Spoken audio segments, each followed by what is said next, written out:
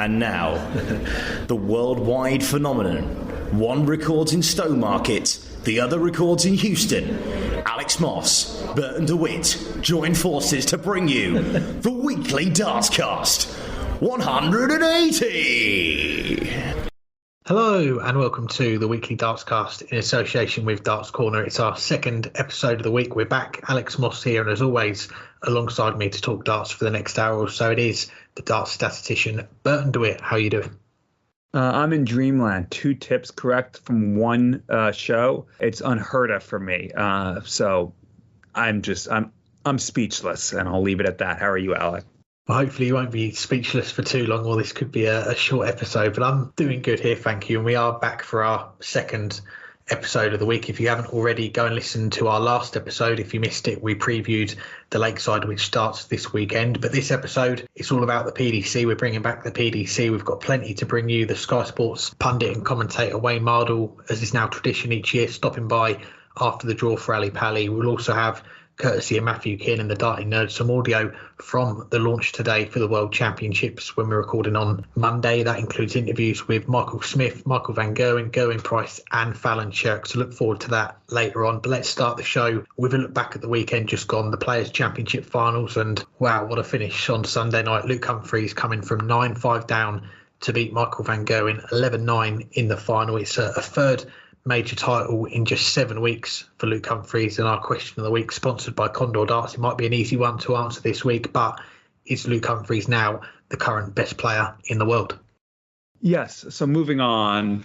I mean, he absolutely is. And I think I said it on last week's show, or the week, well, I guess not last week. Well, I guess it was last week's earlier show. This week was just about the WDF. But if I didn't, I'm saying it now. He is the best player in the world right now. That's why I picked him to win the title. And I think he's playing at that same level that Gerwyn Price was playing at back in March and April, and that same level that Michael van Gerwen was playing at for, well, the better part of 3 or 4 years. He's only been doing it for, a month or so, but very few players have been able to maintain this for this long. We already talked about just how every single match is above that 95 on television. I talked about that last week. Well, look at this past tournament. First round, 99.67. That's basically a ton. Second round, 107. Third round, nearly 104. Fourth round, a fraction under 98. That being the quarterfinals. Then you get to the semifinals, 106. Final, nearly 101. And for much of that match, it was even higher. It was in that 104, 105 level. That means, yet again, he's averaging north of a ton for a major tournament. And in many times, it's looking that it's more in that 104, 105 range. That is brilliant. That's still, maybe a couple points below MVG when MVG was at his best. MVG was on a bad match was averaging 101 sometimes. Here, a bad match is 98. But even still, this was a brilliant tournament, and it was not in any way surprising. Yes, he was pushed at times. Martin Lukeman ran that. It was a short match, but he ran it tight. Ryan Soule was in that match for quite some time. James Wade, this was, Luke Humphries looked terrible in that match, still averaged 98. And James Wade somehow hung in there until Luke won those last 3 legs. And obviously, the final against Michael van Gerwen, which was one of the matches of the year, which could have gone either way. But Luke was always looking likely to get over the line. He always looked like he would get it done. He always looked like he would hit at the right time. That's why he reeled off 8 consecutive legs against Ryan Joyce. That's why he won 6 legs to 0 against one of the former players recently in Radek Zagansky. This is electric stuff. This is the stuff of a world champion. This is the stuff of a world number 1. And if he keeps this up, it's going to take some beating in order to keep him from earning both of those titles in 6 weeks' time, or 5 weeks' time, rather.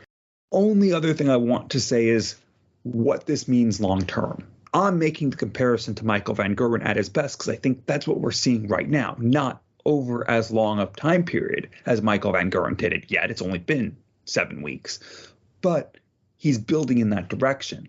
The big difference, the big thing that might prevent him from really doing what MVG did and just absolutely dominating, winning almost every event for a few years, is that there are too many people who can match this.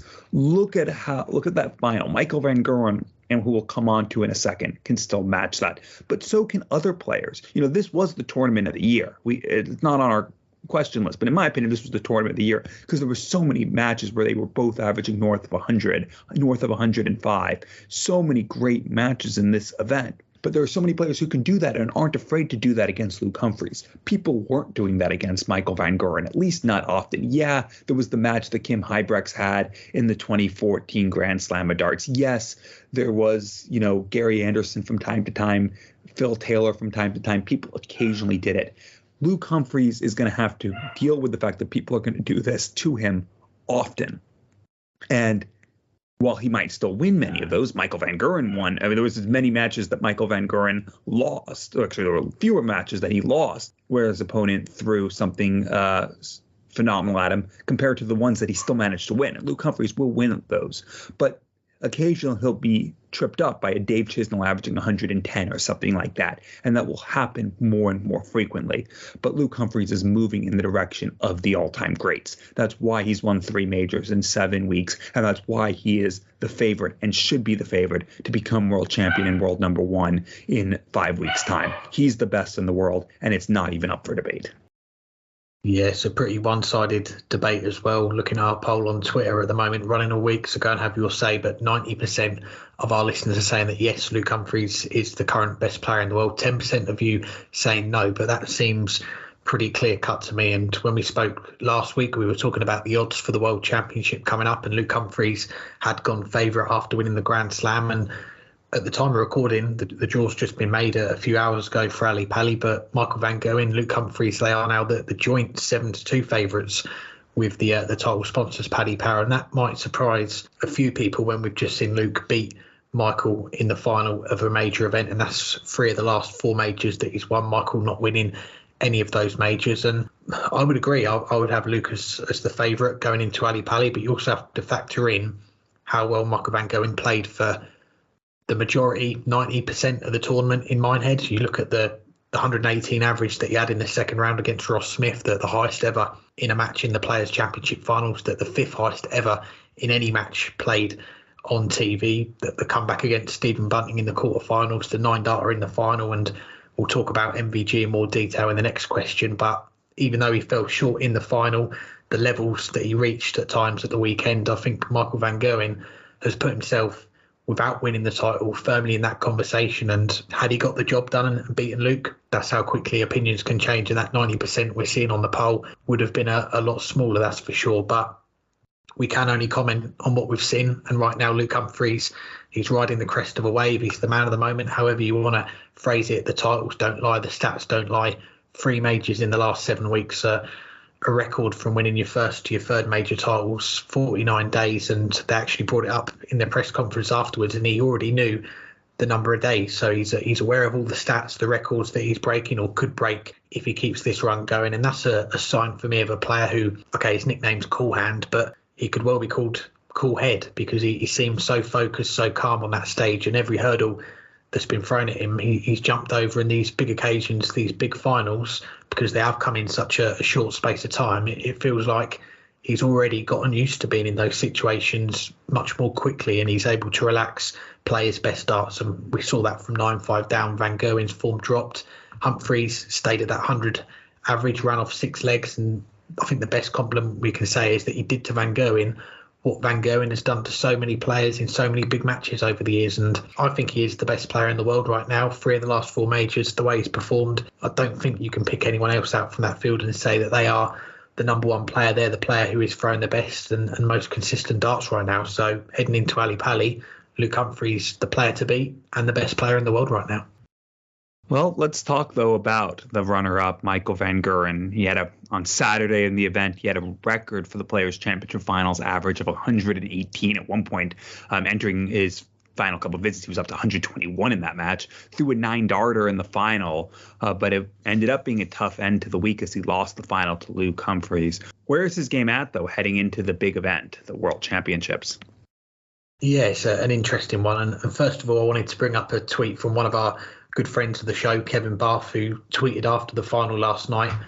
We've seen everything from Michael van Gerwen tonight, brilliance, but also how vulnerable he can be from one moment to the other. I'm really interested to see how quick he can shake that loss off. And 9-5 up in the final, we're getting ready to see Michael van Gerwen lift another major trophy, probably head into the World Championship as the clear favourite again. And he would have done so off the back of a weekend which saw him throw some truly incredible darts at times. And as you mentioned, the 118 average, the 9 darter, as I mentioned, the comeback against Stephen Bunting. And they're three things that we are accustomed to seeing from Michael van Gerwen over the years. The monstrous averages, the 9 darters, and just on that 9 darter as well, he's 10th on TV. He's only the second player after Phil Taylor to reach double figures for 9 darters. Phil on 11.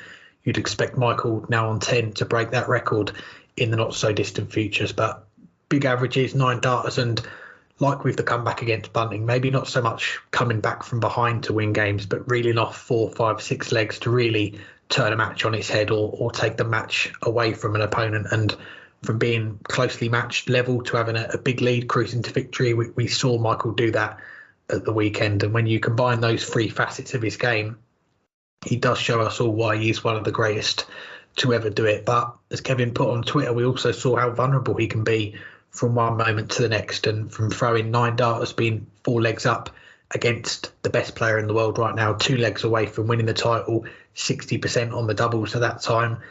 He then missed 8 darts at a double in 1 leg to level the final at 10-all, force that decider, loses it 11-9. And it was just so unexpected to see Michael van Gerwen miss all those darts at a double in just the 1 leg, and in such a key moment as well. It was a surprise, and it does leave a question mark around him when he's played so well at the weekend, shown so much of his best game, and then to fall at the finish line, it just leaves that little bit of doubt in there about whether he can go all the way at Ali Pali, reclaim this title that he's not won for 5 years now, since 2019, and 7 TV finals he's had in 2023.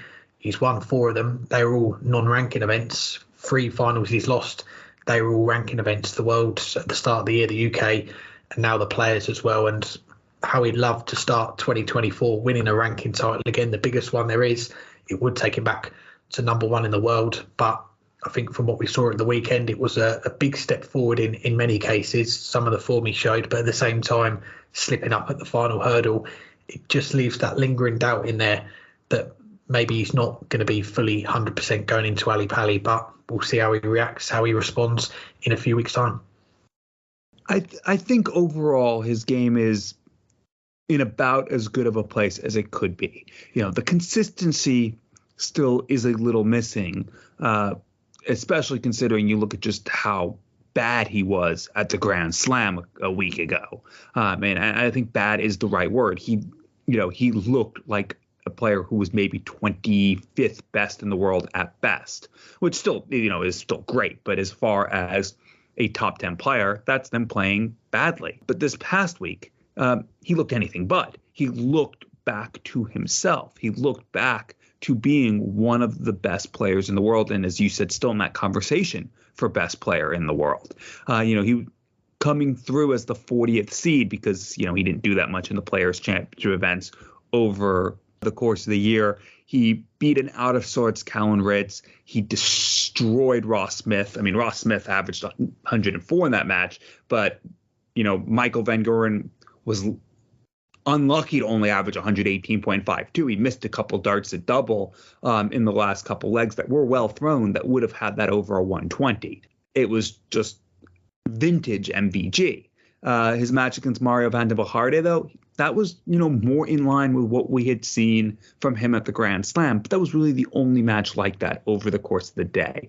Stephen Bunting did everything in his power to stay with MVG in the quarterfinals. Was up 9-6, but MVG didn't even let Bunting get a dart for the match. I think he only even had one visit where he had a checkout attempt in those 4 legs to win the match, and it was a 3-figure outshot. MVG just blitzed through those last 4 legs like, he did against Gary Anderson in the final of the European Championship 8 years ago. That's what MVG does when he needs to win the last 4 legs. He did that against Stephen Bunting, a Stephen Bunting that looked likely to go on and maybe lift the title this weekend, at least make the final the way he was playing. Against Gabriel Clemens, similarly, Clemens did well to stay in it through 9 legs, but he always looked second best to MVG. And in that final, MVG for a while was ahead of Luke Humphries. He couldn't close the door, partially because of those missed starts at double, 5 in the last leg alone, but also partially because Luke Humphries just upped his game and became unplayable. MVG, if he plays the way he did in the Players' Championship final this past week, he is one of the players to beat in the World Championships, and he'll have every chance to get that rematch in the semifinal against Luke Humphries. And that's really all he can ask for right now, to be able to go in playing the darts that he needs to give himself a chance to win the world title. But he will need to be more consistent. He will need to, when Luke Humphries ups his game, to match him. He punished other people over the course of the week, but he couldn't do that against Luke. He did not find his best when he needed to. And that is what someone needs to do to become world champion. Overall, I think Michael will be happy about this weekend and happy that he showed that he still has it. He still has what it takes to contend against anyone and to beat anyone, regardless of the situation. But he'll need to actually then go and do it, because it wasn't that long ago, it was only a week ago, that he looked as bad as we've ever seen him, or at least in the past dozen years at the Grand Slam. So I guess that's a way to say I don't know. It depends which MVG shows up, but he'll know he has the game because he showed it this past week. We shall see in a few weeks' time. We'll be back in a moment to look back at another final that took place on Sunday night in Minehead, the World Youth Championship final. But before we do, let's bring in our first guest on the show. He is the Sky Sports pundit and commentator, Wayne Mardle. I'm pleased to say we're joined by the Sky Sports pundit and commentator and the reigning weekly Dartscast commentator of the year, Wayne Mardle. Thanks for the time, Wayne. How are you doing? Amazing. Commentator of the year. What's all that about? I was never Dart Player of the Year, was I? Shocking. I found my vocation. I'm well, thanks. Thanks for agreeing to listening to my rambling, and I appreciate that. Great to have you on. And we'll save face. We only started our awards in 2020 and you'd retired by then. But obviously, if they were back around 20 years ago, you'd have been a contender for sure. But it's become a tradition on our show to get you on as a guest before the World Championships. And yesterday, when we're talking, you were in London for the launch. And good to see Phil Taylor and Dennis Priestley. They were both involved with the draw as well. Paddy Power, the new sponsor this year. How did you find it all? It was great, and look, full credit to Paddy Power. They pulled out all the stops. There was an amazing array of food on the buffet that I never had one chance to eat because it was such a busy, hectic day. The branding from them was absolutely bang on. Yeah, they really went all out, and full credit to them. It was a kind of media day for the players as well, and like you said, having Dennis and Phil there doing the draw, playing bingo at one point, I believe. Kelly's Eye number 1, 5 and 7, 57, 1 dozen, 12. I was like, what on earth? What's going on here? But look, the draw was done, and in ties, which there was always going to be with the quality of today. But look, it was a great day. It was a hectic day, and like I said, what turned out for Michael van Gerwen, Gerwyn Price, Michael Smith, Fallon Sherrock was a real long media day. But that's what the guys have to do nowadays. That's what the players are expected to do, because without those kind of doing those kind of days, the profile of the game doesn't grow. And we moan it's not in the papers, but sometimes if the players don't want to do the hard yards, that's why it's not in the papers. So full credit to those that were there, and Michael Smith was kind of answering all the questions of your form's not been very good, but you are world champ, world number 1. He went, don't worry about me, I'll be all right, I'll be fine. There was a comforting kind of calmness about him, which was good. You mentioned about Phil and Dennis doing the bingo calls at one point. That made me think, actually, I don't know if you caught it. I'm going to have to try and dig the clip out. Dennis Priestley looked like he was trying to do the Rod Stewart, where he dipped his hand in over dramatically. Yeah, I don't know if he meant it. But I caught that as well. It was, But look, it was a draw done without much incident. So yeah, well done to them. Definitely. Well, that was the afternoon. The evening, it was a busy day for you yesterday. You're also at the PDC's Night of Champions, and just from the pictures, it looked like a great night. You had all of the former PDC World Champions on the stage together, and I think we're going to see some highlights from the event released online soon as well. But what was it like to be a part of it? Yeah, look, the PDC asked me if I would kind of be the glue. Dan Dawson running it, and I just kind of was joining the dots. Look, it was great for me. I'm a fan of darts, as you know. So I'm sitting up there with the 11 PDC World Champions, and to have them all under one roof. I was told it was the first time ever that they've all been under one roof, and I believe it. Absolutely. Collating those in one room was amazing, and well done to the PDC, the fans that turned up, the names, the faces that were also in the crowd. It was great to see, and it was good. There was a lot of insight from the players, and it was just there was little kind of tidbits there that you don't really hear from them, like just a load of little stories, that were told. But yeah, apparently there's going to be an edited version on YouTube in the coming maybe days and weeks. But it was incredible to be a part of, and Dan steered the ship brilliantly. Well, we look forward to watching that, and we'll come back to the upcoming World Championship later, but let's rewind almost 12 months ago now, and what is widely regarded as the greatest leg ever, the Michael Smith 9-darter in the world final, but also one of the most iconic calls in darts commentary with you and Stuart Pike and the I Can't Spake line. Just take us back to that moment and what your memories are of it. Yeah, look, it was amazing. It was an exciting final already, and we were only in like the second set.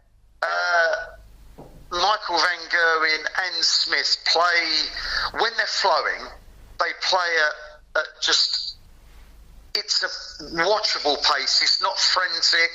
It's not rushed. It's not hurried. They just play at this beautiful pace that is so watchable. And they both found it. They both found it early.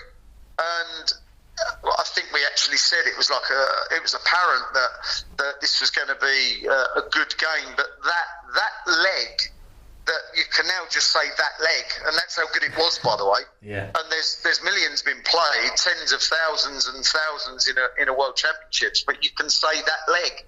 It's incredible. It's one of those that I've never seen.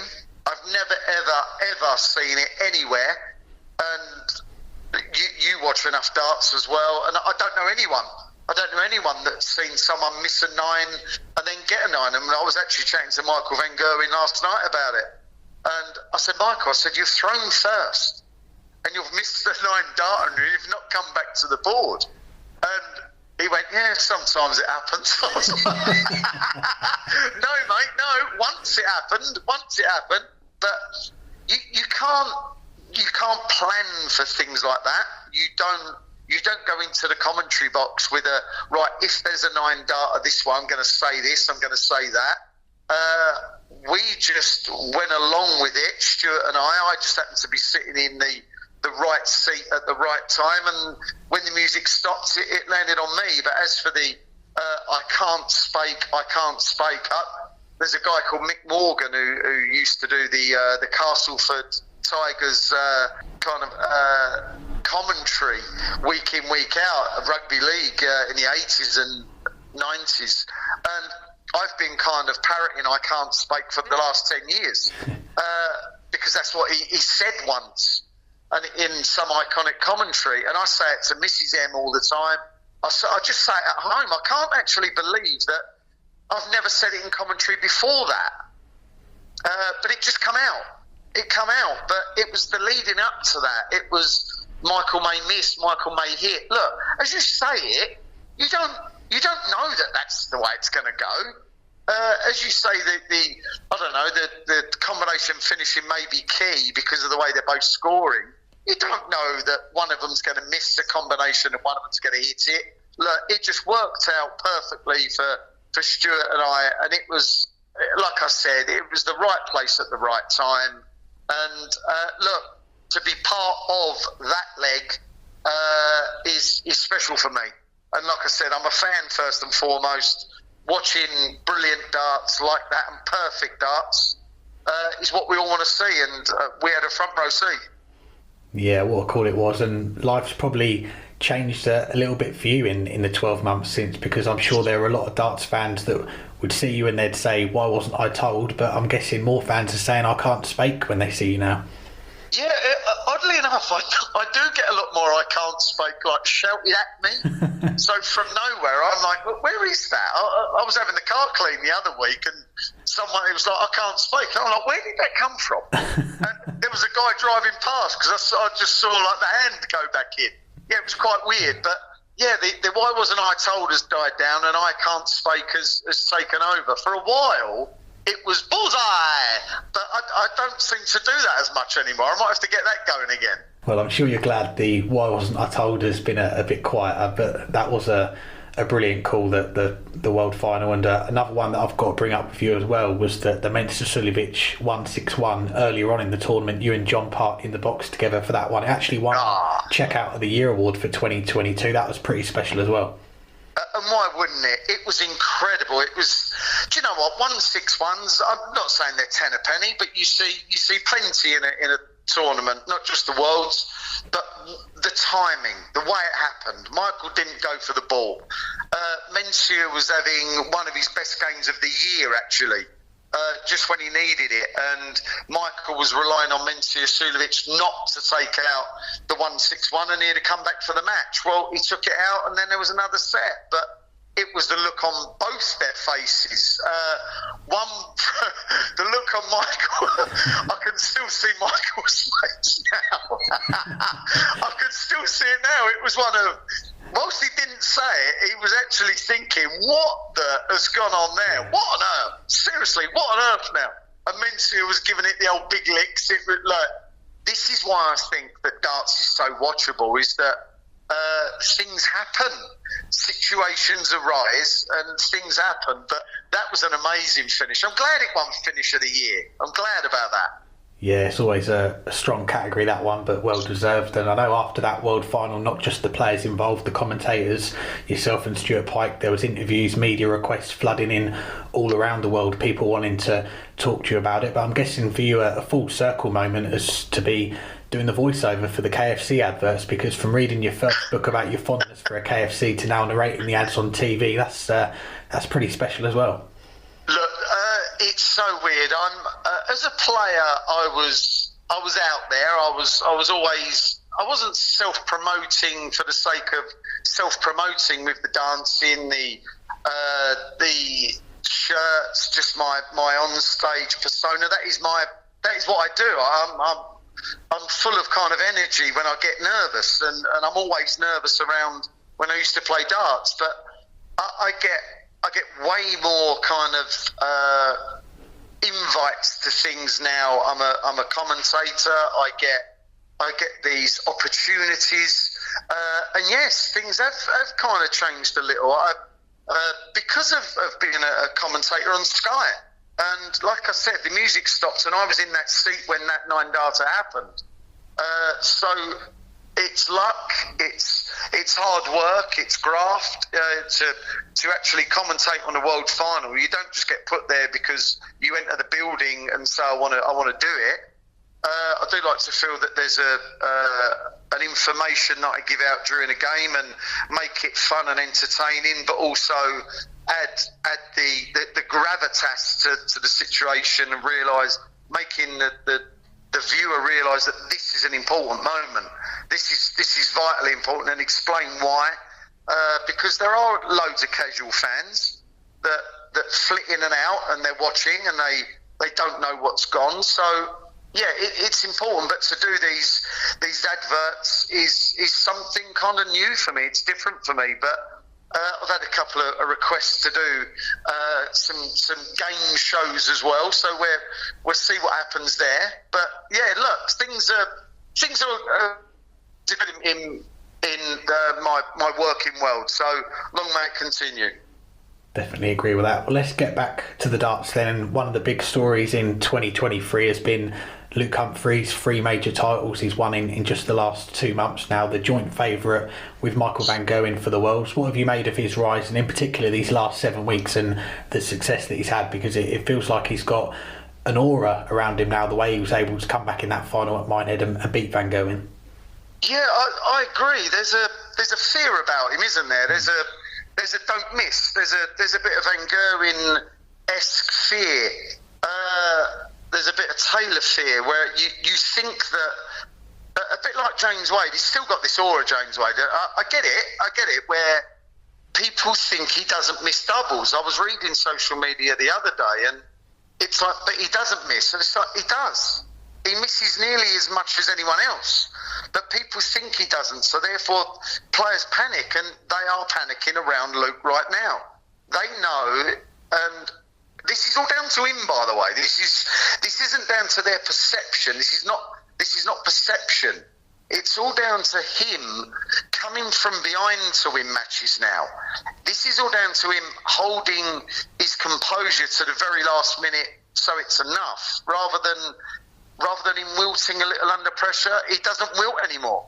And when he does miss now, which he used to, he just misses less. He's better than he was. He's playing better than he ever was. Is that the players now are thinking, I've got to get this.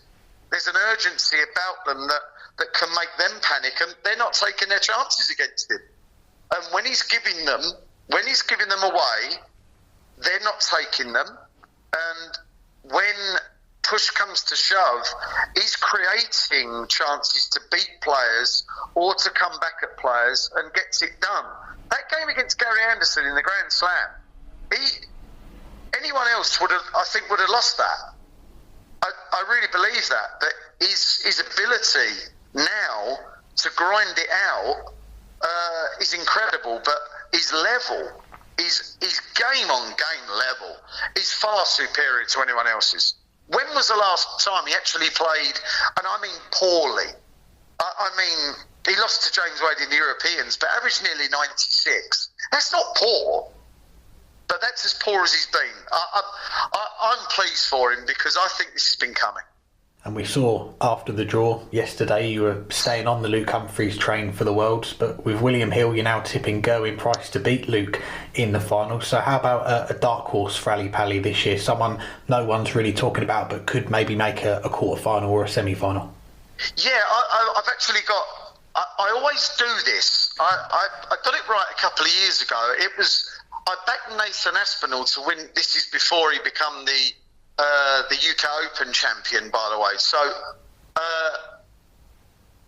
it's always down to one game for me. I believe Chris Dobey or Ross Smith will possibly cause Michael Smith all kinds of grief and maybe make a quarter-final or semi-final. I know that they're kind of expecting that anyway, but Ross Smith reaching a semi-final would be a step in the right direction. And obviously for Chris, I think one of those two can come through that very, very top section. I really believe that. But I also think that it's not beyond the realms that the likes of Ryan Searle, if it goes south for Humphries, I think Searle or even Chizzy can reach a semi-final as well. I don't think that's beyond the realms. Josh Rock is another one. I think he's playing beautifully without getting results. There's so many, but the one that I haven't named as a possible winner that I think can. This is just one of like 10 or 12 players that can do it, by the way. I think Rob Cross is playing a magnificent game right now. I really do. I think he's so difficult to beat. I think his throw is as good as it's been probably like ever. His timing of release was always late. Do you remember how it looked stressful, didn't it? It doesn't anymore. I've named at least a dozen there, and I think any one of those, including Van Gerwen, Anderson. But I've gone for Price. I have gone for Price. I just think, and I was listening to him last night at the Champions in the theatre, and he was saying all the right things. And he knows he's playing well. Okay, it didn't work out for him at the Players' Championship, but he knows he's playing well. And over that long format, he's done it before. And I personally believe him, and I think he can do it again. That's a good shout. And there is 96 players in the field, 3 weeks. It's a long tournament, a tournament like no other. So aside from Lawrence Alagan, which players are you most looking forward to seeing on that stage? I love that. Look, there's a load I'm looking forward to see. I've already mentioned a few. I haven't mentioned Luke Littler yet. The way he played against Gerwyn van Gerwen was amazing in that World Youth final. And I was actually pleased for Gerwyn as well, because he has looked a little stressed recently. I think he's already finding life on tour a little difficult. He's not got better over the last few weeks. He's got worse. I don't like the way that he's stopping and throwing these kind of Berry Vampire phantom kind of movements, a bit like kind of Paul Lim, if you will. There's a lot of thinking going on, but he played really well against Luke Littler. But Luke Littler is 100% unscarred. He's 100% playing with no fear. He's 100% flowing like a 16-year-old should. He's going to be an absolute handful. I don't know if he's going to make an impact this year. I don't know. I just want to see him relax and play. I don't want to see him be beaten by the weight of expectation on his shoulders. I don't want to see him buckle. I want to see him enjoy himself. I don't want to see him go into this world thinking, people have told me I can win it. No, I have to just grow into it. If it happens and he goes on this extraordinary run, and just for talking's sake, he does do ridiculous things, good luck to him. He has got an immense talent that is right up there with a 16-year-old Van Gerwen, and that I've never said before in my life. Yeah, we can't wait to see how Luke gets on. We'll get to a couple of listener questions before we let you go, but before we do, just a word on one other World Championship that's taking place before Ali Pally, and that is the Lakeside. The WDF's version starts on Saturday. We've had more tickets sold this year, but there's no broadcaster like a Eurosport for the event, which is a big shame. So how do you see it playing out? Well, look, I've said it before, I'm a darts fan. I want it to work out for them. It's not the BDO World Championship, so that the history isn't there. So they're fighting it. They're fighting the elements here. They really are fighting the elements. But I as an event, of course, I want it to work for them. I want it to work for the players. I want it to be right. I want it to work.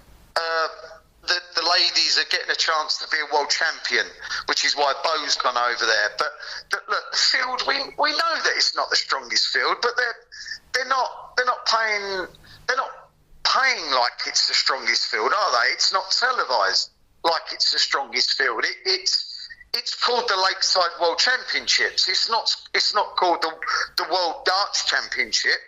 So they kind of know their place. They really do, but I just think it's a great event. I've already said that I think Jelle Klassen will win it. He's a bit of class, in my opinion. As a darts player, I still think he's got something to offer. Andy Batens is the fav, but look, first and foremost, I want it to work for them. I really do. I'm going to go along one day. I'm not sure what yet. It'll probably be the final, because look, these players are still talented individuals, and they are below the top echelon on the PDC, but no one's pretending that they're right up there. So yeah, let's take it for what it is. Can't argue with that. Well, a couple of listener questions before we let you go. The first one comes from Richard, who says, I'm curious about what country should the PDC focus on getting players through in next. They've spent a lot of time developing Germany, and Japan is getting stronger too, but where does Wayne think the PDC should have a look at next? Yeah, look, Asia is it's such a big continent. They play so much soft tip out there. If they can just say get 50% of the soft tip market, wow, it will be incredible. And I don't know if you've realised over the years that technically their throws they're beautiful. They really are. You look at kind of what the way Miramatsu throws. It's just the arm, and you've already mentioned Lawrence Ilaga. Honestly, do you know what? I could watch him eat a beef pie. I could watch him do anything. I just think the man's an absolute genius in everything he does. But joking aside, Asia for me, I would love them to break through. But if that's kind of second on the agenda, America has always been difficult because geography. It's such a vast country. We've been there so often, tried it with the Desert Classic, the North American Open back in the day, the Atlanta Players Championship, Chicago. It's very hard geographically, and if the Americans can produce an absolute worldie, then who knows? Who knows? The game may grow out there. And as we know, if the Americans get a world champion, they jump on the bandwagon, and maybe that's what we need. Next one comes from Warren Allsworth, who says, is Wayne going to Q School or is he going to play the World Seniors? No, in all seriousness, does he get the same level of enjoyment of commentating on iconic moments as he does from the iconic moments he had as a player? No. The buzz as a player can never be replaced. It can never be replaced. Unfortunately, I have memories of my last kind of year or so on tour rather than the glory days. I used to win events. I could turn up at an event knowing I was going to get on TV, knowing that I was going to get to the latter stages and have chances of winning, which I did, or turn up at tour events thinking, do you know what, I'm the best player in here. And I felt that, and that buzz of winning was great. But look, I can no longer do it. So as the saying goes, those that can't teach or talk about it, right? That's exactly what I'm doing.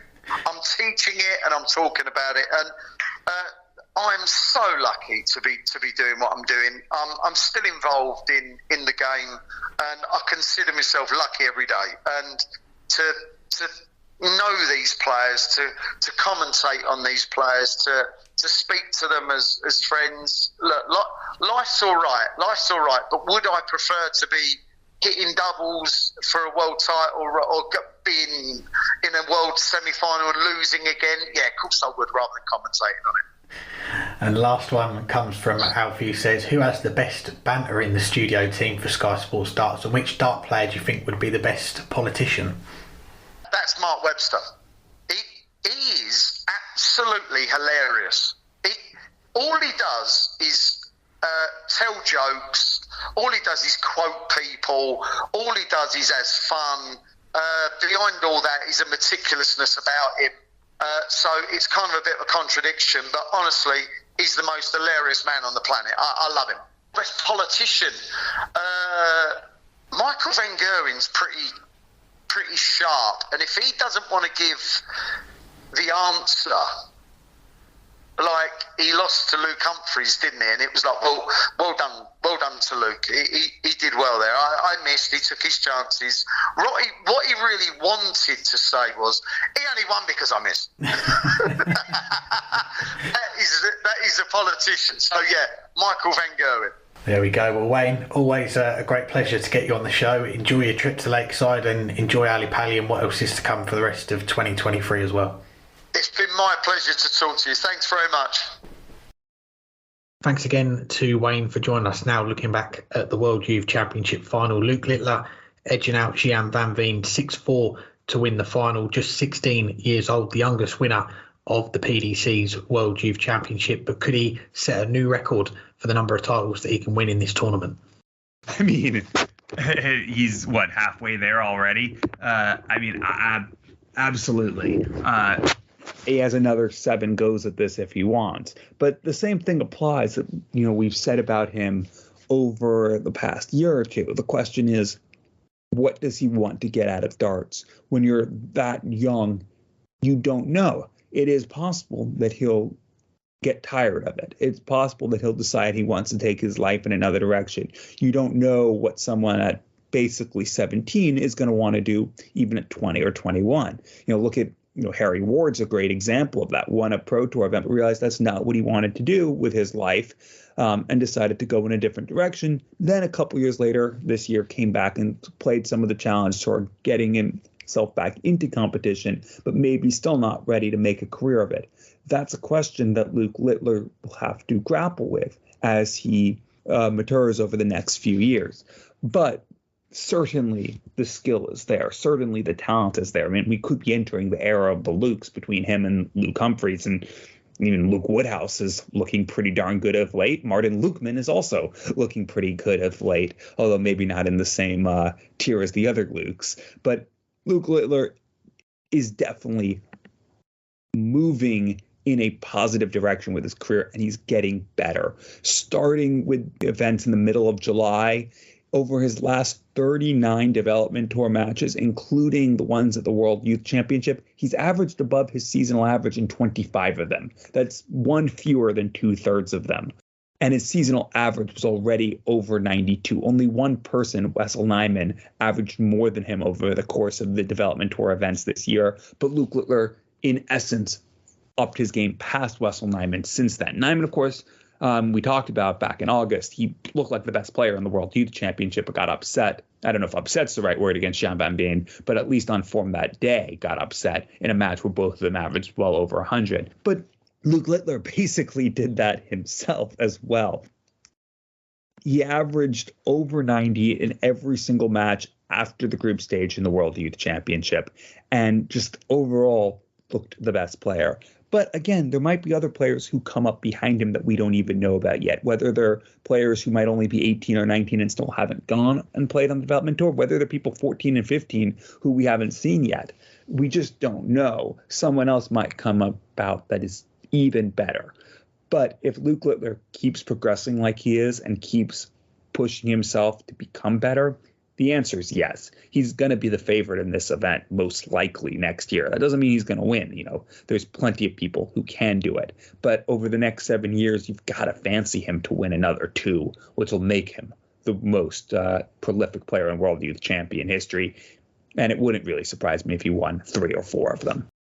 Just looking at the final, it was ended up being a great final to watch. It looked at one point like it was going to be pretty one-sided. Luke Littler racing into that 5-1 lead before Jiang came storming back to 5-4, almost took it to that decider. And at one point as well, Luke Littler threatening to break Josh Rock's record from last year, the highest average in a PDC World Youth final, but ended up just 102 average. Still pretty good going, isn't it? The second highest ever. Jiang with a 97, the 6th highest, which shows the quality of the final. And both players will probably come off saying they could have played better as well, which just shows you how good they are. But they did mention on stage afterwards Luke's age being 16, the youngest winner of this event. The youngest before him was, I think, Max Hopp. He was 19, 20 when he won the tournament. But for Luke, as you say, could be playing in this tournament for another 7 or 8 years. He said afterwards, I've got my tour card now.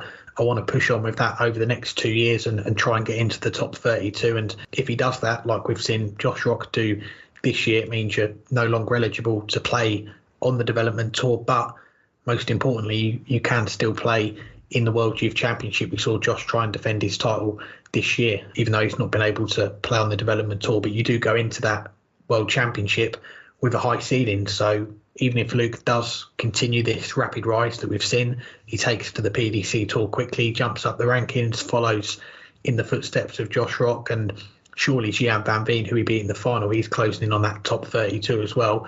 He's still going to be allowed to play in that World Youth Championship. But whether he wants to is another question. Obviously, he'll be back to defend the title next year. But beyond that, if he does go back-to-back, does he try and make that history, win it 3 times in a row? It would be a pretty cool record to have. And who doesn't want to play a final on TV for 10 grand, a spot in the Grand Slam, the Worlds as well? If he's not in those events, there's a lot of rewards there to try and get to the final, try and win the title. But as you said, looking at the development tour this year, you look at the field for the World Youth Championship, and arguably this year, the strongest, the toughest that we've ever seen. And the development tour is littered with quality now, and we are seeing new players come through every year. We've seen players that we've before this year we've not heard of make their mark, and I'm sure there'll be players that we've not heard of at the moment, that next year they might be old enough to play on the development tour. They might just click into gear, find those extra levels and go up against the likes of Luke Littler, start winning these titles and really make a statement on the development tour, and when it comes round, the World Youth Championship as well. But I think that the form that we've seen Luke Littler, not just in that final, but obviously the development tour, the Modus League as well, he's done really well in that. The next step is going to be next year, because he's going from, you could say he's been a big fish in the development tour and the Modus, but to go into the Pro Tour next year as a 16-year-old, 17, I think when he plays his first events, it is going to be about proving himself all over again and at the highest level and against the best players in the world. It's a tough school, but from what we've seen, he's certainly got the talent. He can throw some ridiculous averages. He can play to that high level. And I think as far as World Youth titles, it would be a brave person to back against him winning this tournament again, but before he's too old to play in it, because he's going to have plenty of opportunities. So I do think he is going to get another one of these titles. Beyond that, it's going to be a case of whether he carries on playing in this tournament, and if his form continues like it is, then he will be a favourite to break that record. Now we'll move on to our second interviews of the weekend. These come from Matthew Kiernan, who was at the World Championship launch on Monday afternoon. Oh, well, hello and welcome to a special episode of the weekly Dartscast. It's the 27th of November and it's the day of the World Championship draw, and we're recording at the Ocky on the Strand in Covent Garden. It's a bit like Flight Club for those that are familiar with that particular chain of bars. Standard boards and Ockies, but the cameras pick up the scores automatically if you throw their darts. Lots of interactive games, and their target market primarily is the inner city worker groups on a night out, and of course this time of year, Christmas parties. I have to say it's absolutely rammed in here because the PDC have booked out the whole venue, so it's quite remarkable. I'm a bit like a fish out of water here, but I'll do my best. More used to the working men's clubs, to be honest, but there we go. But I have to say, even though it's not darts as we know it clearly does perform very well as a business model. That's in terms of Ocky on the Strand. £5.50 for a Peroni, by the way, in case you're wondering. Anyway, the reason that we're here is for the World Championship draw. Dennis Priestley and Phil Taylor are making the draw later, and the PDC have very kindly lined up some players for us to chat to, so let's see who we can talk to. Michael Smith, thanks ever so much for joining us on the weekly Dartscast. As always, how are your preparations ahead of Ali Pali? It's going good. Practicing at home in Nathan. I'm playing really well in practice. Just a couple of things missing on stage, but I've got 3 weeks now till my first game. Get over that first game, then I've got another 2 weeks, so I've got 5 good weeks of solid practice. And like I just said, in practice I'm not missing. I'm hitting everything I'm throwing for. My fluency's come back, my throws started to speed up again, where I'm not aiming or I'm just getting on with it like I used to, and yeah, I'm feeling good, I'm feeling confident. Such a whirlwind being a world champion, I'm sure. Could you pick out a few nice favourite moments from the last year? Getting past the first round of the Grand Prix, actually making the semi-finals there, but no, I think the full year in general, even though I've not had the results that I wanted, just being a world champion and world number one, there's only 11 people actually won this event. And to be part of that club, how could you not be happy with it? I know, like I said, past results mean nothing. If I go back and win this tournament now, the past year we forgot about how bad I played, how well I played, or whatever. So there's a lot I can say, and there's things that I can't say. And for me, this year has just been a whirlwind of just me being world champion and world number one. You picked up titles in Bahrain, obviously the German Darts Grand Prix, and a Players Championship title in Hildesheim. Which of those stands out to you as the one you're most pleased with? Probably Bahrain, I think, because it was virtually 4 or 5 days after the Worlds. So I was still on high from that, and then when you start to come down off it a bit, I didn't practice for, I think, a week. And yeah, it was weird, and then I went up there. I didn't play my best, but I think just keep being introduced or telling myself that I've just won the Worlds, that you can get the fight, and just keep giving me the kick that I needed, and I think that stands out more than anything. And then the only biggest standout for that is obviously reaching the semis of the Grand Prix, because for 12 years I'd only ever made the second round twice, so I had 10 first round losses. To finally go there and reach the semi-final gives me that confidence that I need going into the next one now, knowing I'm not packing for one day. I can pack for a full tournament now, and it is good. It's good feeling. Lots of talk about form and expectation on you. Is it difficult to ignore that, or do you have your own? There's certain people I listen to, and there's a lot of people I don't listen to. One of them being social media, because they just play with the keyboards at home or the phones or whatever. I'm stood here talking about playing for another world title, so they mention my equipment, but if they knew better, they'd do better. So I really don't care, I don't listen, and it's easier just to put my phone in sleep mode or just to press the mute button, because I don't get to see what they put, and they don't get the satisfaction of knowing that I blocked them. So it really doesn't bother me. I've had a really bad year, but I'm still top of the pile. I'm still number one. And Michael was only within 200,000 at the start of the year, and he could have easily caught that with the tournaments we've had, and no one's actually caught me yet. So as much as it's been a bad year, it's still, so for me, I'm still top of the pile. Lots of talk, I'm sure, about that 9 darter, of course, which you've spoken a lot about it today, but did you get a sense at the time of just how big that would be for you? No, not in the match. In the match, I just thought it was a 9. It was more about focusing, winning that set to make it 1-1, and then obviously go on to win the match. It was until when I got back to my room that night, and then it was everywhere, and then I realised it was a perfect leg. Listening to Mardle's commentary as well, which made that leg, and just seeing the morning after when I was doing the interviews, what you've got to do, just how many different shows I was on, like the NBA show with Shaquille O'Neal, the podcast I was being put on, and that's when it started to sink in how big that actually was, because it wasn't being mentioned about me winning it. It was more that 9 dart leg as well, and that propelled the sport, I think, even bigger. And just finally, I remember when you beat Phil Taylor when you were much younger, of course, and you said that that proves I can play darts on telly. Can you imagine the success that you've had since then? Oh, it was 10 years ago, wasn't it? 2013, I think that was. So I think that was my 3rd year in the World Champs, and I'd been beat first round every time. To finally get past that, and then Peter Wright beat me. I think that was the first year he made the final, because he beat me the game after. And that's when I said it, I know I can play darts now. I've just beat the world number 1, the greatest ever player, and it does give you confidence. But then 10 years after that, I'm stood here with the same trophy, stood in the same position he was as world number 1. It's weird, but it's also a good feeling. Amazing, Michael. Thank you so much for your time, and have a great day, and good luck for Ali Pally. Thank you very much, mate. Cheers. Michael van Gerwen, thank you so much for joining us on the weekly Dartscast. Just looking back at your weekend, that amazing 118 average on the Saturday, a 9 darter, and then finishing runner-up. How do you rate your weekend overall? I think overall I had a fantastic weekend. The way how I played some incredible darts, and I think that was probably the biggest positive for me out of the weekend, because I think it was the best tournament I played since a few months. Of course, losing a final always hurts, especially when you shouldn't lose the final, but that's something you learn the most of.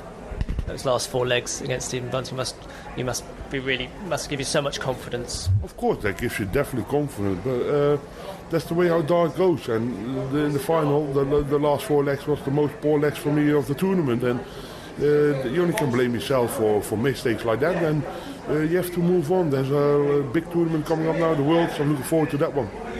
Luke mentioned that you'd helped him along the way. I know you're part of Modus, and his run's been very Van Gerwen-esque. I mean, what have you made of it? Yeah, but I think he's a fantastic dart player, and I need to give him all the credit. Everything also goes his way at the moment. He's in his flow. Yeah, fair play to him. He worked really hard to achieve what he achieved now, and I want to see him next year also in the Premier League, giving his schedule a little bit of a boost as well. This is your 17th World Championship in a row, believe it or not. How are your preparations for this one? Yeah, I'm looking forward to it. It's going to be a huge one again. I'm looking forward to it. It's going to be big battles again. But I'm feeling good. I feel comfortable, and that's what you want to go into the Worlds. And the balance between the practice, the family situation, relaxing. Everything has to fall in place, and then you can do something really good in the world. And you've picked up the Premier League this year, World Series of Darts, and of course lots of other titles as well. Which of those stands out to you as your favourite? Probably the Premier League. Of course, I still lost a few finals, more than I wanted to, but that's also something you learn of. You know what I mean? I had a weird year this year, like a big roller coaster, a lot of ups and a lot of downs, but that also makes you hunger for more. Just a reaction to Russ Bray retiring this week? Yeah, this is his last tournament, the World Championship, and he's been great for the sport of darts, and he still will do a little bit of side things, but I wish him all the best. And just lastly, one of my favourite moments of the year was when you were at the Darts Championship. You're giving your interview, Zoe's under one arm. Are they going to be supporting you flying over this year? No, they're not flying over. The world it's too important. You know, you can't use any hassle, because back in your mind you will be more busy with your family than with the tournament, and that cannot be the scenario. Is it tricky spending so much time away from them on the tour? It's the way how I've been living the last 18, 19 years, so I'm used to it. Amazing. Well, Michael, thank you so much for your time. Good luck, Valley. Thank you very much.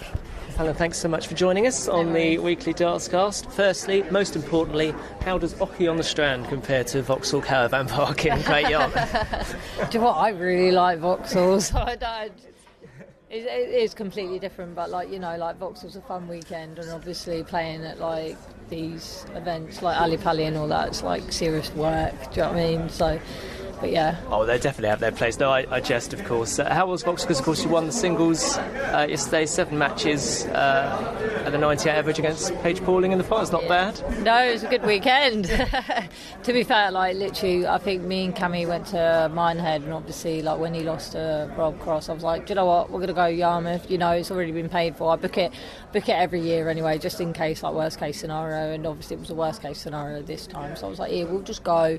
You know, don't get too disheartened with your match today. We'll just go have a fun weekend and what have you. And then obviously we ended up doing really well at the weekend, enjoying ourselves, socialising with people that I haven't seen for so long, because I've been so busy with the circuit and obviously playing on TV and all that and doing all these interviews. It was really nice to just catch up with everyone, so I think that's probably why I enjoyed it so much and why I played so well, because I was just filled with relaxation, because I was with everyone that I don't see very often, so it was really nice. But I've been going there since I was little anyway, so I knew everyone. That's amazing. So they have their place then, events like that?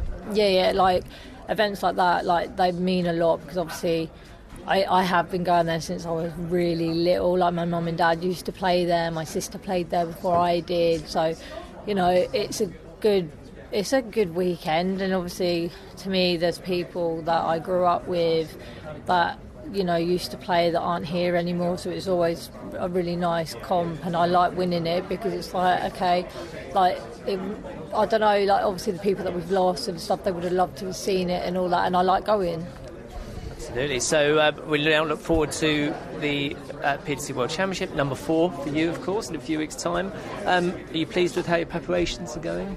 Yeah, no, I can't complain too much. I've had a week at the Modus, and I was at Grand Slam, and then obviously I took a weekend just to play this weekend. So then going into the Worlds now, I'm pretty much got a couple of exhibitions, so they're good practices anyway, because I'm with obviously Michael Gezi and all that, so having a couple of hours practice a night and stuff, so I think preparation wise going into it is good. And you've had a few weeks now to reflect on your Grand Slam, which of course included that win over Martin Kleermaker. I mean, how do you feel about your performance there? What one? As the Grand Slam? Yeah. So I feel, as a Grand Slam in the whole, I don't think, I did too bad. Obviously I had Michael throw everything at me. Rob Cross played really well, So I was happy that I could kind of keep up with them. Yes, I didn't get as many legs as I wanted against them, or, grind out any wins. But the fact that I could kind of keep up with them and put them under pressure kind of means, in myself, that I can kind of get a little bit of confidence coming back from them games. And obviously to play Martin, I was like, okay, I had the preparation game from Michael, so I knew if Martin had thrown stuff at me that I could have like retaliated, and he did throw some really good darts, you know, and I retaliated and I'll come through that one. You and Berghoff, of course, made history. First time two ladies won a match at the same PDC major event on the same day. Do you think that could be? What do you think the next big milestone could be for the women's game as overall? Do you think? Well, I was a bit gutted that we both didn't get through. Do you know what I mean, our groups, because we were both, you know, in a really good position.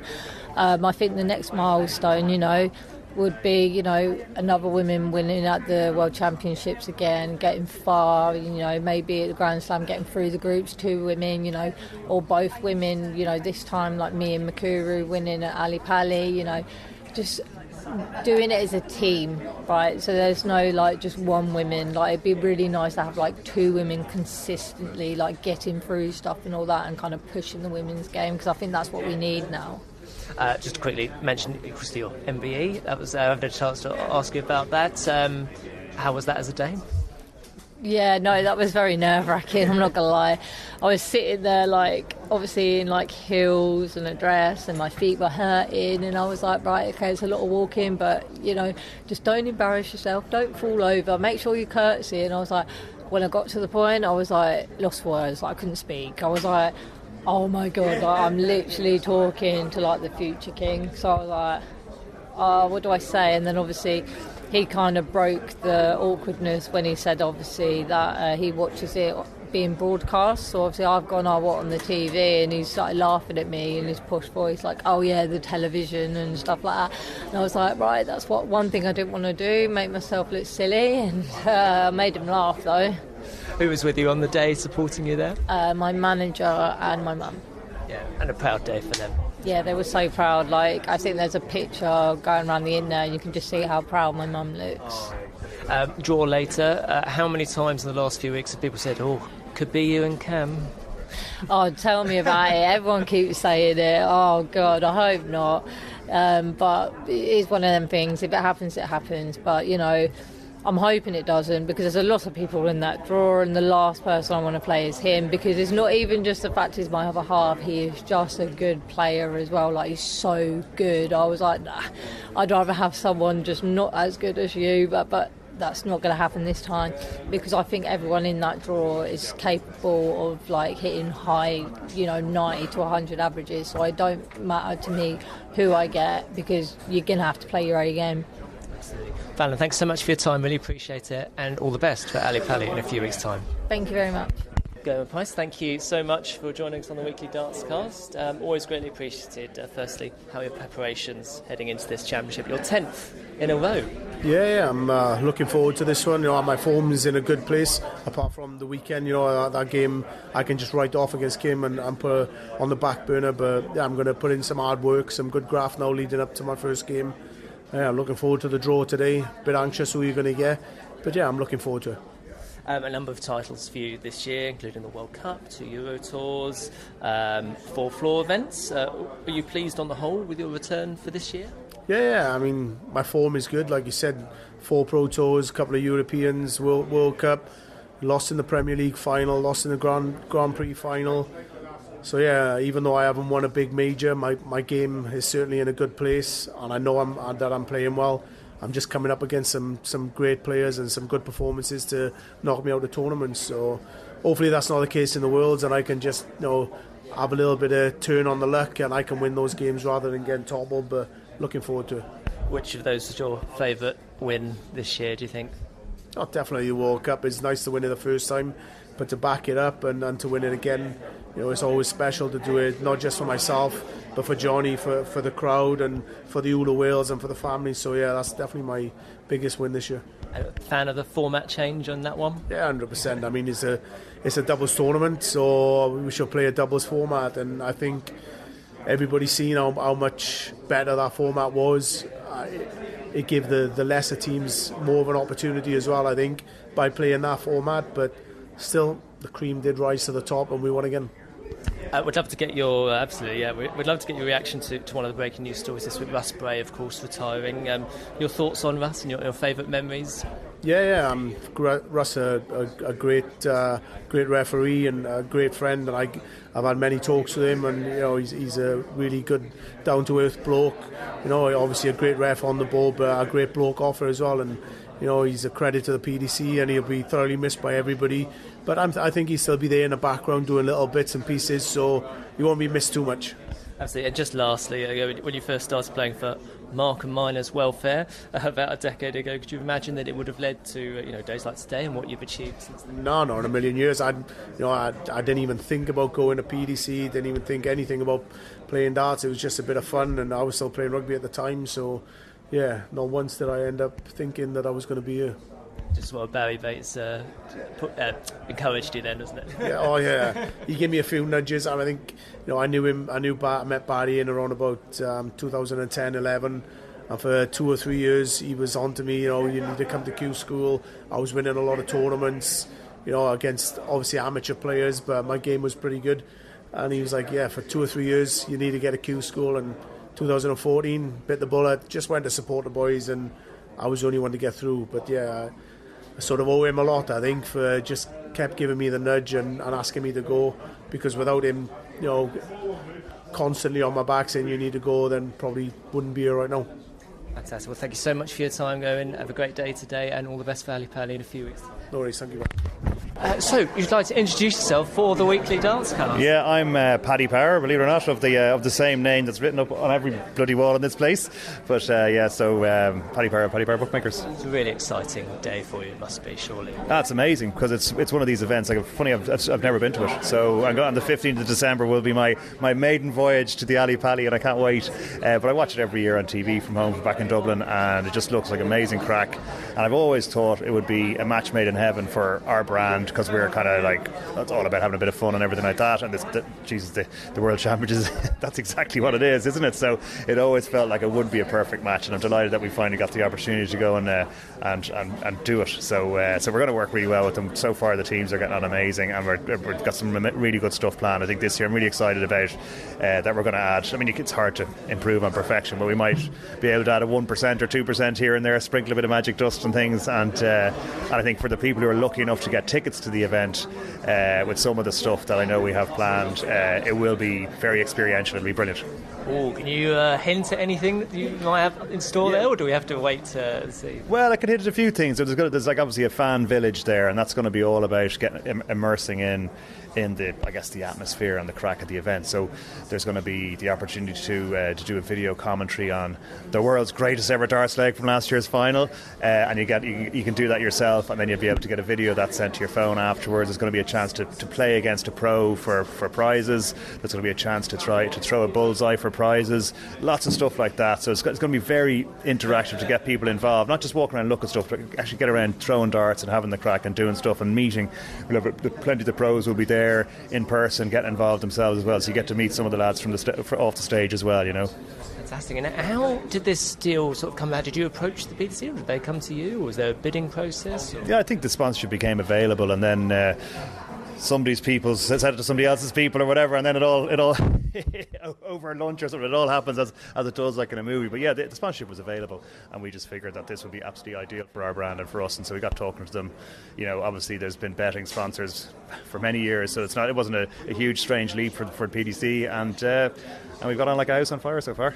Can you tell us a bit about the green treble 20? Well, the Ali Pally will be green, as you can imagine. So it's everything's going to be green. The stage will be green, the lights will be green, and everything like that.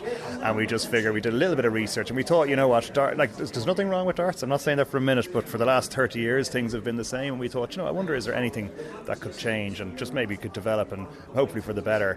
And so we did a little bit of research, and we discovered that scientifically, green is actually the centre of the spectrum for the human eye. So there's red and blue at either end of it. So scientifically, theoretically, it's actually easier on the eye, less fatiguing, and you'll have more accuracy looking at green than looking at other colours. So there is a bit of science behind it, and also kind of does suit us as an Irish brand to stick a bit of green right in the middle of the board, Amazing. And any darts memories that stick out for you over the years? Yeah, there's a good few now. We've been lucky enough to sponsor a couple of Grand Prix events in, I think was it in Brighton? Yeah, it was in Brighton, I think, where I had a challenge match against Raymond van Barneveld on the stage. Not during the full, there was a spattering of a crowd there.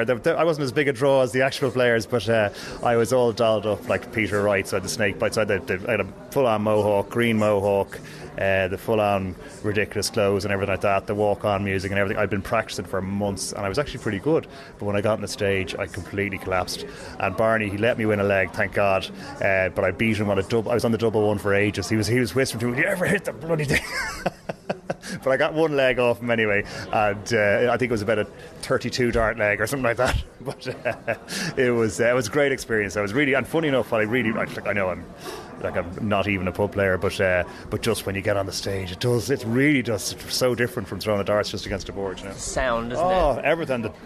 The microphone, because it's mic'd up and you hear the thump when it goes in and everything, and it was but great experience, you know. I guess it gives you appreciation for the players. For what they do, yeah. I mean, and the pressure that they're under, and to keep it going. It's like I guess any pro sportsman, it's grand to get up there and do it once, but you have to get up there and do it leg after leg after leg through a tournament, and you know, in that, I mean, the adrenaline that comes with the crowds roaring and shouting. I mean, it's what they live for, I guess. I mean, the crowds roaring and everything, but yeah, you really admire the dedication that they put in to be able to stand up there. If it's a golfer to hold that putt, but a darts player to hit that double and all those things, and the way they're tortured when they miss it, you know, that kind of way. And it's really, you got to take your hat off and admire the dedication that goes in.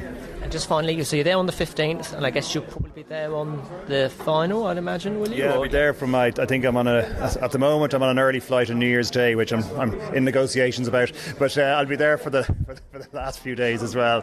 I'm looking forward to that. I'm going to get over. I'm going to make sure I get one trip in between as well. So I'll be over there. I'm sure I'll be at it like probably 6 or 7 times during the tournament, and I really, really can't wait. Paddy, thanks so much for your time, and I hope you enjoy Ali Pali and the World Championship. It's a pleasure. Thanks a million. Thanks to Matthew for those interviews. Now, let's begin to look ahead to Ali Pali, but we're going to start by looking back in order to look ahead, because earlier today, as of when we were recording, or yesterday or a couple of days ago by the time you're listening, was the PDPA qualifier for the World Championships for the last 4 spots. Boris Kursmar, Florian Hempel, Rusty Jake Rodriguez, and Darren Webster, the 4 to win through. Boris Kursmar and Florian Hempel being the only 2 seeded players to win through that. The other 2 were unseeded. What did you make, though, of those 4 runs today? Yeah, it was an interesting event to follow this afternoon, because we talk about it every year when we get to the PDPA qualifier. There's a lot of talk on the day. It does revolve around, if this player doesn't qualify, if that player doesn't qualify, that is their tour card gone. They've got to go back to Q School to try and win it back. It is, without being able to see any of the darts actually go in the board, one of the biggest, most important days on the calendar for a lot of players. And for the 4 that have won through, for 2 of them, it's still a big ask for them to get into that top 64 through their results at Ali Pali coming up. But for 2 in particular, Boris Kursmar, Florian Hempel, it's crucial. And in Boris Kursmar's case, before today, he was around 63rd on that provisional order of merit after the Worlds, but a very precarious position to be in without having qualified for Ali Pali. But qualifying today, that first round money, it's bumped him up to 58th, and as we mentioned off air, it's dropped Mervyn King down to 60th. So it's not a guarantee that the King is going to keep his tour card now. And after missing out in the qualifiers today, the first time since 1996 that Mervyn King will not be playing in a World Championship. And the other player, Florian Hempel, getting to the Worlds, it has given him a real lifeline. Still outside that top 64, but a win would, depending on other results, if he wins that first round game, that could be enough to keep his card. But there's a strong chance he might need to beat the seed in his section of the draw, get 2 wins to give himself a better chance of keeping that. But he has won through the qualifier. He has given himself a chance. And the other 2, Rusty Jake Rodriguez and Darren Webster. Rusty Jake, he's going to need a quarter-final at Ali Pali. Darren Webster, a semi-final. But their results today, every credit to both of them. They pulled it out of the bag, and both, you've got to say, before the qualifiers, they wouldn't have been touted by many players to be amongst the 4 names to win through those last 4 spots in the field. And Darren Webster, 4-2 down to Mike Kyvenhoven, came back and won it 6-4. Another tight game with Martijn Kleermaker, 6-4, and then a very close game with, to pardon the pun, Daniel Closer, 6-5 up, and what a leg this looked like. Daniel Closer on throw, 2 180s, misses darts to go 6-all, and Darren Webster kicked off the leg with 3 140s, gave himself a chance, takes out the 81, 12 dart leg against the throw to get to Ali Pally. And as I said, we don't get to see these darts go in the board, but I just hope that 81 wasn't the ball, because that would have made it even more special. But great to see Darren Webster back at Ali Pally, first time in 4 years, and barring the run of his career, he will have to go back to Q School. But as I said, it will be good to see him back at Ali Pally. Rusty Jake, I think the performance that grabbed everyone's attention, the final against George Killington, 7-1, 106 average, and earlier in the day beating Mensur Suljovic, that would have been a big win for him. No Mensur Suljovic at Ali Pally. Someone else is going to have to hit that 161 against MVG when he turns down the ball this year. But Mensur also no longer the Austrian number one. Rusty Jake's brother, Roby John Rodriguez, he's now got that tag, and a long time it's been Mensur Suljovic at the top. So for Rusty Jake, regardless of how it goes at Ali Pally, I think there's confidence he can take from that run today, getting to Ali Pally if he does have to go back to Q School. And just lastly, touching back on the other two, Florian Hempel survived the scare in the first round, but after that looked very steady, a 98 average, 100 average in the final against Alan Suter, who was the highest ranked player in the field. And Boris Kirchmar, you mentioned it at the top of the show, he was one of your picks last week, and he did beat one of my picks, Pascal Ruprecht, in the final, 7-6, 124 finish. Pascal, I think he was waiting on 40, 50 something. I was pretty confident that my pick was going to beat yours, but huge finish. Fair play to Boris. He's heading to Ali Pally. Indeed he is, Al. Yeah, I think overall the 4 players all certainly were deserving. Whether they're the most deserving or not over the course of the days, it can be debated, but all 4 of them were deserving. If you look at averages over the day, Florian Hempel was 3rd, Rusty Jake Rodriguez 6th, Darren Webster 9th, Boris Kirchmar the lowest of them at 16th. But averages are only part of the story, especially when you're only talking 3 or 4 matches apiece. Look at Florian Hempel. Okay, he was lucky in that first round, surviving match starts against Luke Peters, but he was absolutely dominant the rest of the day. And I mean, that was just a brilliant performance against Alan Suter, who was averaging over 100 for much of the match himself, and I think started 5 legs with a 180. But Hempel just kept pushing back, and it was a solid, gutty 100 average in that final for him. And it was a bad year for him. It looked like he was a player that was on the precipice of becoming the newest first-time winner over the last couple of years. But he regressed significantly this year, but he saved his season by winning through. Rusty Jake Rodriguez, I think, probably had the toughest draw over the course of the day of any of the 4 qualifiers. If you just look at on the day how his opponents were doing. We'll skip the first match against Aaron Monk, but the second match was against Mensur Suljovic. Suljovic was averaging well over 100 for much of his first round match, but never really was in it against Rusty Jake. Next round, Josh Payne. Josh Payne had a couple of fairly solid high 80s averages that he was pushed in. In the first 2 rounds, actually averaged into the 90s against Devin Peterson. And yes, Devin Peterson has struggled this year, but Devin Peterson came out firing in that match, winning the first 2 legs, averaging 100 up to that point. But then Josh Payne lifted his game and didn't really give Devin much of a sneak the rest of that way.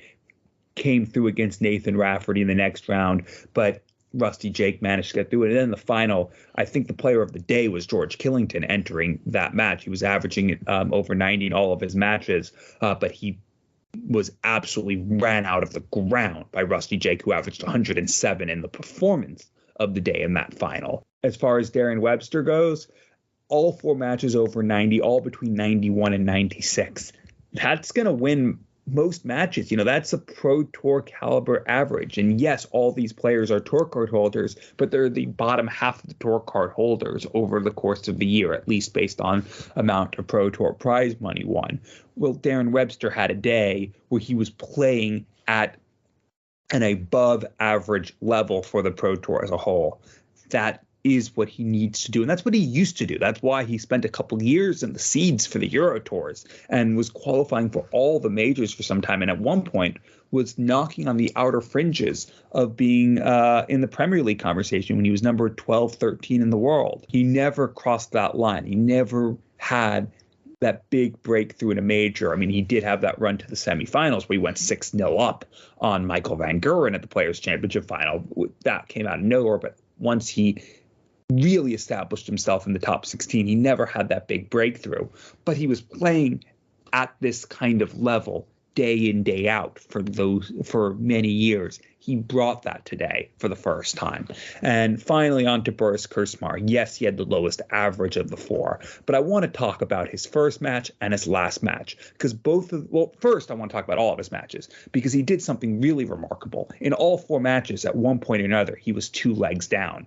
In 2 of those, it was against the throw. So in essence, it was as if he was 2 breaks down. But in his first and last match, he had to go to a last leg decider. How did he do in those matches? Well, in the first match, in his winning legs after going 3-1 down, he won his last 5 legs in 13, 15, 15, 13, and in the last leg decider, 11. All 5 of those 5 visits or less, including under 4 visits for the final leg. And in the final, after going 5-3 down, what did he do he won 4 of the last 5 legs. The leg he lost, he missed 3 darts at double for a 13, 14, or 15 dart leg. The other 4, he won in 12, 15, 15, and 15. That last one was the 124 out with his opponent waiting on tops. That means in the 2 last leg deciders, he won a combined 9 legs in a row to come back in those matches. Not a single one of them in over 15 darts. Not a single one of them in over 5 visits.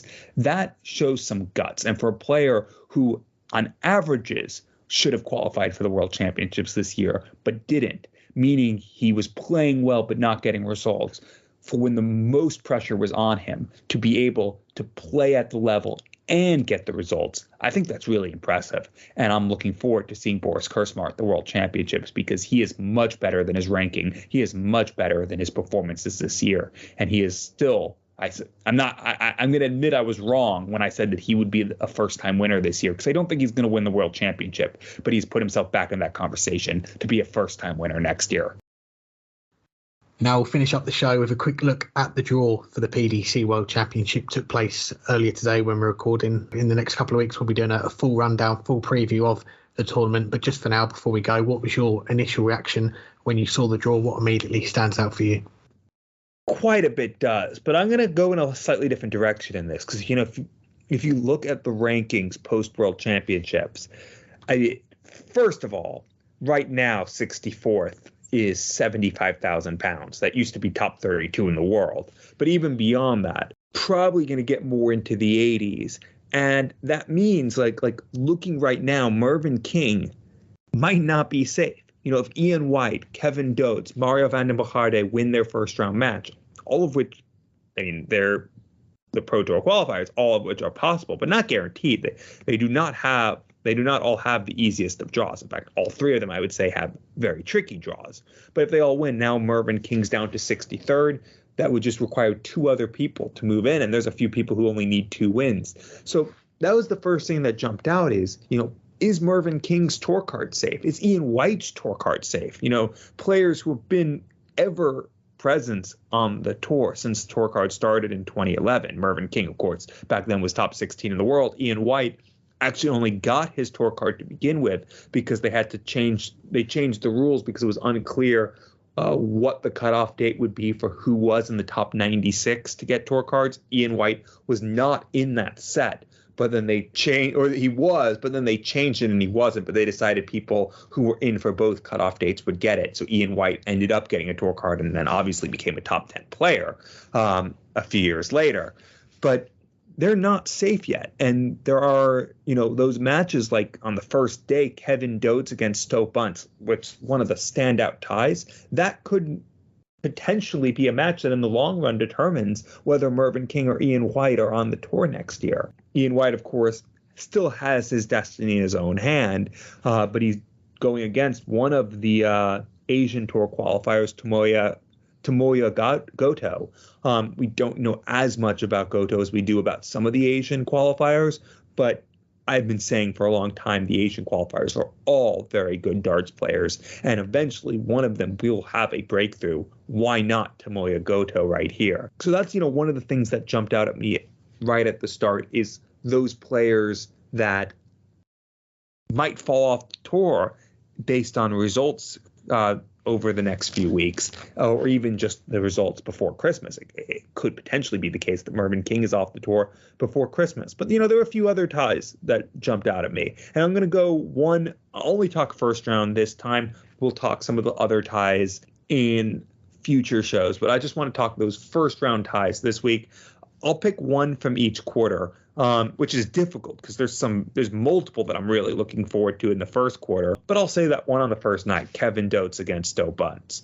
Dotes, one of the Pro Tour qualifiers in this field, and one of, would have qualified under the old rules when it was only the top 16 in the Pro Tour that qualified, because he had a very consistent year. But Stowe Bunce just made the quarterfinal. That is a very difficult tie for both of them. That Stowe Bunce is going to lift his game against whoever he plays.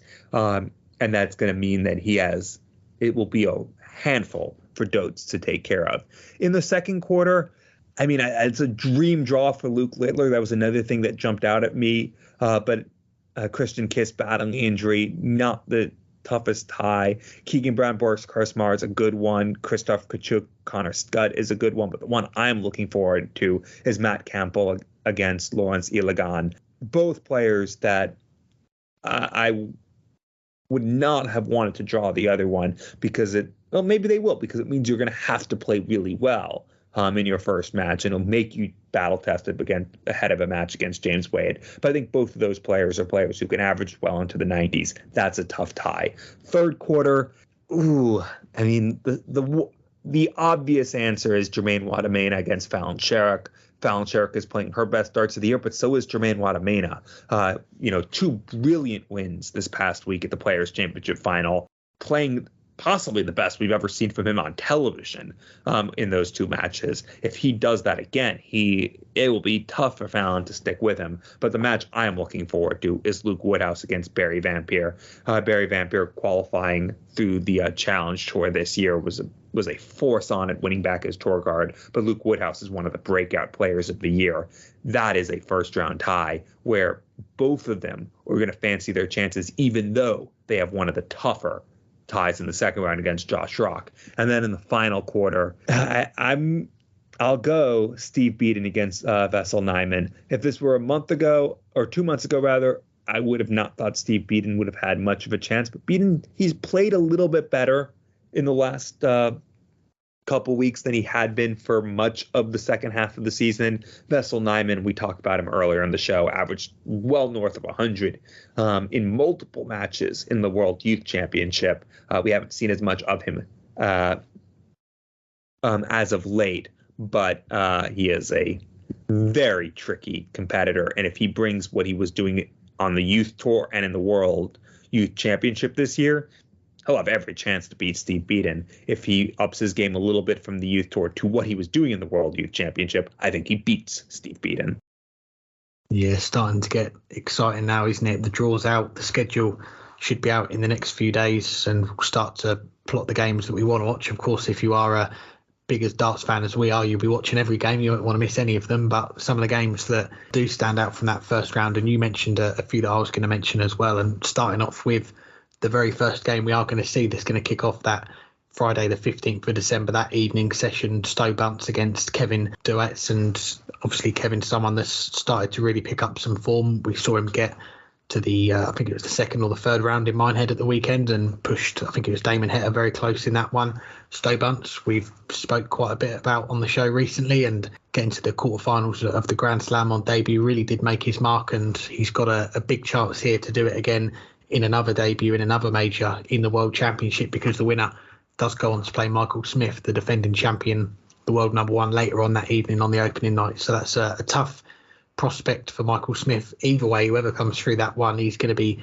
tested in his first game. And you mentioned about the Asian players, a potential breakthrough. We think back to 2020, Noel Malikdom missing that chance to beat Peter Wright, and he goes on to win that first World Championship. We've been waiting for a little while for an Asian player to really have that big say in a PDC World Championship, and this is the first year, we've said it a few times on the show, that we've had that full PDC Asian Tour back. And I look at the draw for some of the Asian players in this tournament, and if they can get past that first round, then they've got a chance to have a go at one of the top boys, the big boys, if you like. And you said about the Matt Campbell, Lawrence Alagan game, whoever wins that one goes up against James Wade, who's been in some excellent form, picking up some results in a lot of the recent major events. You've got Paolo Nebreda against Simon Whitlock, the winner, to play Gary Anderson, and probably one of the biggest ones of them all, it's Reynaldo Riviera against Keane Barry, the winner, to play Michael van Gerwen. So that just shows you that